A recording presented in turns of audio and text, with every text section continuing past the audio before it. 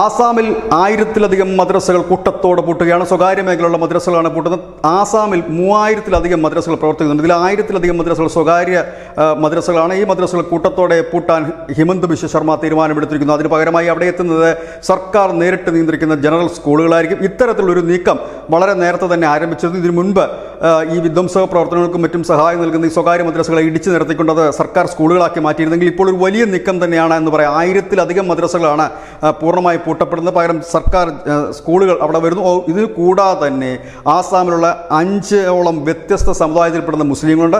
ഇവരുടെ survey separate എടുക്കാനുള്ള തീരുമാനമായിട്ടാണ്. നിലവിൽ ആസാമീസ് മുസ്ലിങ്ങൾക്ക് അവരുടെ സർവേകൾ പൂർത്തിയായിരിക്കുന്നു. നമുക്കറിയാം ആസാമിൻ്റെ പ്രധാന പ്രശ്നം ആസാമി മുസ്ലിങ്ങളും വന്നു കയറിയ മുസ്ലിങ്ങളും തമ്മിൽ വളരെ കാലമായി നിരന്തര പോരാട്ടം നടക്കുന്ന ഒരു സംസ്ഥാനമാണ് ആസാം. കാരണം ആസാമിലുള്ള തദ്ദേശീയ മുസ്ലിങ്ങൾക്ക് ലഭിക്കേണ്ട എല്ലാ ആനുകൂല്യങ്ങളും വന്നു കയറിയവർ, റോഹിംഗ്യ മുസ്ലിങ്ങളടക്കമുള്ളവർ വന്നു കയറിയവർ തട്ടിയെടുക്കുന്ന ഒരു ആരോപണം നിലനിൽക്കുമ്പോഴാണ് അവരെ വിശ്വാസത്തിലെടുത്തുകൊണ്ട് സംസ്ഥാനത്തുള്ള 5 തരം അല്ലെങ്കിൽ 5ഓളം വ്യത്യസ്ത സമുദായത്തിൽപ്പെടുന്ന മുസ്ലിങ്ങളുടെ സെൻസസ് എടുക്കുന്നു. ഒപ്പം തന്നെ ആസാമീസ് മുസ്ലിങ്ങളുടെ സെൻസസ് പൂർത്തിയാക്കുന്നു. സ്വകാര്യ മേഖലയിലുള്ള 1000-ഓളം മദ്രസകൾ പൂട്ടപ്പെടുന്നു.